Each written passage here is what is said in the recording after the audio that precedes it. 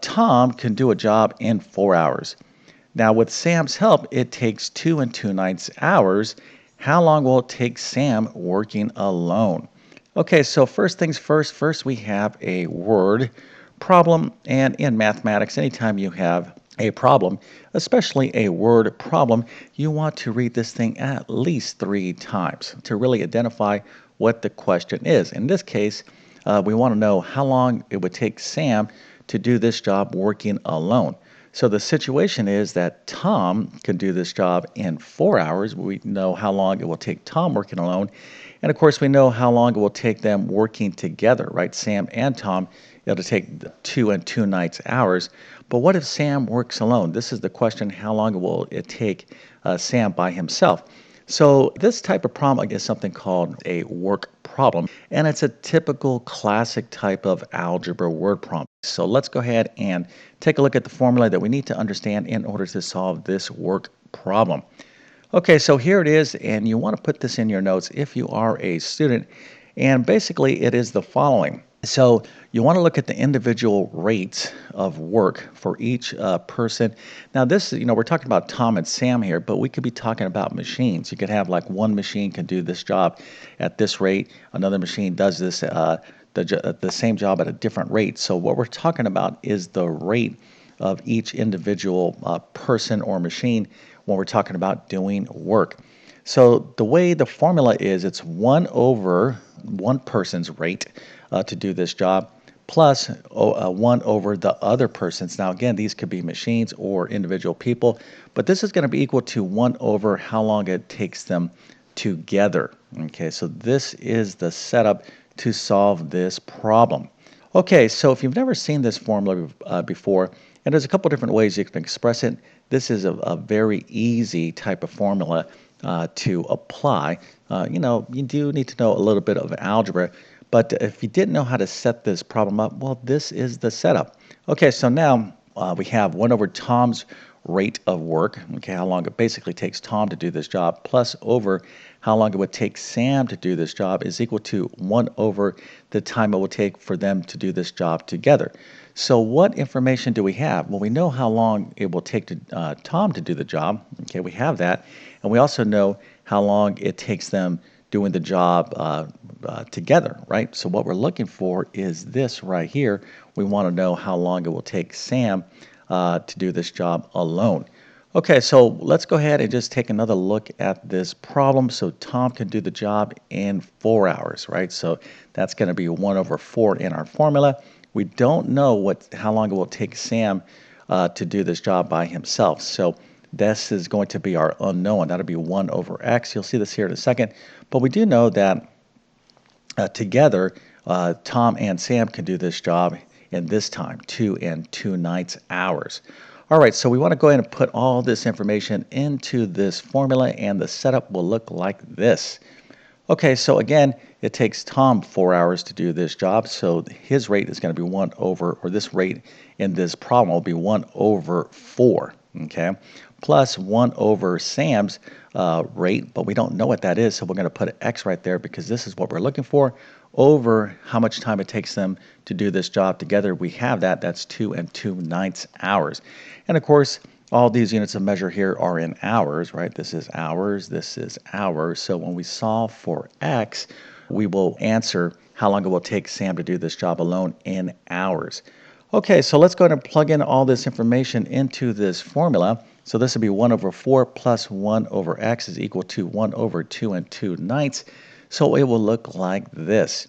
Okay, now this is the setup, and if we can solve for x, we will basically answer the question.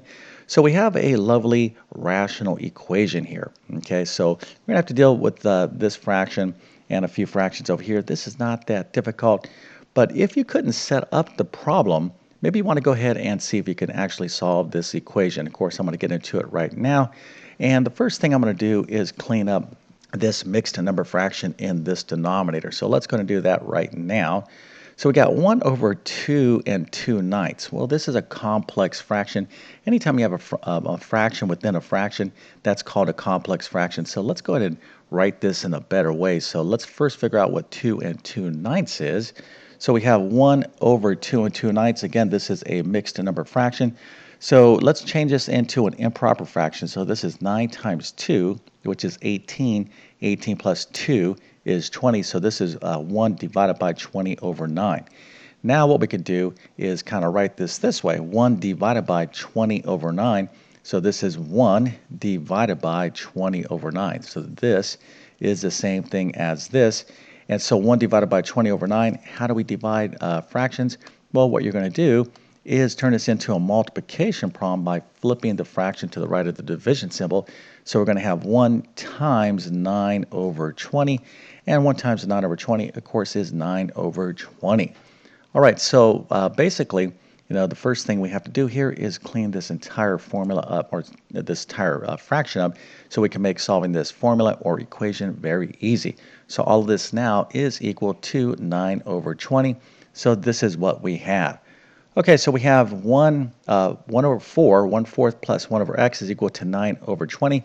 So what do we want to do here? Well, there's a couple different ways we can approach this. What we want to do is solve for x. Okay, again, a couple of things that you could do is you could multiply the entire equation by the LCD. Okay, this would clear the fractions, or we could just go ahead and subtract 1/4 from both sides of the equation so we can isolate this variable on the left-hand side. So let's go ahead and do that. We'll go ahead and subtract 1/4. For this particular example, we'll subtract 1/4 from both sides of the equation. Now, if you're really good at algebra, you might say, hey, Mr. YouTube Math Man, I think it's better just to clear fractions. You could do that as well. The problem will work out the same. But what we're going to do here is get this on the left and get all of our numbers on the right, and then we'll end up with a nice, lovely proportion here in a second. Okay, so when we do this, we're going to have 1 over x is equal to 9 over 20 minus 1/4. So we can write that this way, 9 over 20 minus 1/4. Of course, we're going to have to do a little bit of fraction work, but this is our problem at this stage of the game. Okay, again, you could have multiplied everything by the LCD and you could still get the right answer, but let's go ahead and take the next step. Are you struggling in math because of confusing lessons? Maybe the teacher's not showing you all the steps you need, or things are happening too fast. Well, there is a better way. So come on over to my math help program at tcmathacademy.com. There you'll find clear step-by-step instruction by me that will definitely make a huge difference in your math success. So make sure to check out all my courses by following the links in the description. Okay, so let's go ahead and finish up this problem. So we have 1 over x is equal to 9 over 20 minus 1/4. So again, we can't add or subtract fractions unless we have the lowest common denominator or the denominators are the same. So in this case, if we have a 20 here and we have a 4 here, well, this is very easy, right? So I can turn this 4 into a 20 by multiplying it by 5. But if I multiply the denominator by 5, I have to multiply the numerator by 5. And now we have the fraction 5 over 20. And so we have the same denominator. So now we can just simply subtract the numerators, which is going to be 9 minus 5, right? So 9 minus 5 over 20. Okay, so here we have 9 over 20 minus 5 over 20. Again, we subtract the numerators. So that's going to be 9 minus 5, which of course is 4 over 20. And we can, of course, reduce that fraction down. And we need to do that because we're not done with this problem just yet.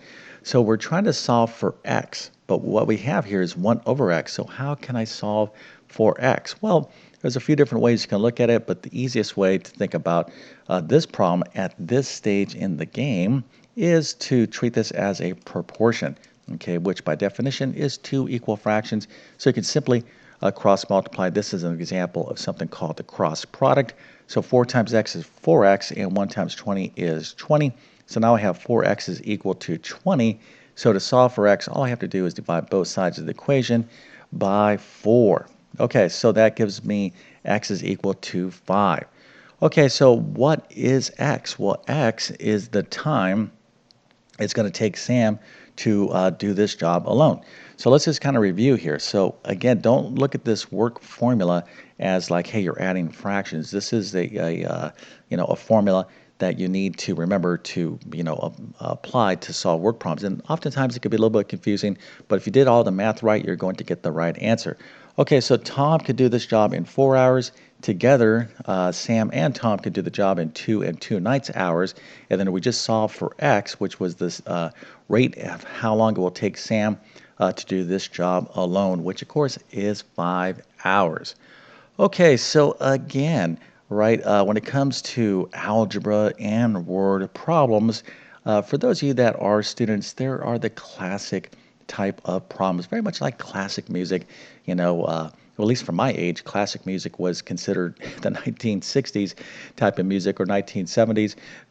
Nowadays, maybe it's music from the 1990s, who knows, right? But it's just that term classic, and it is classic. These type of problems have been around forever.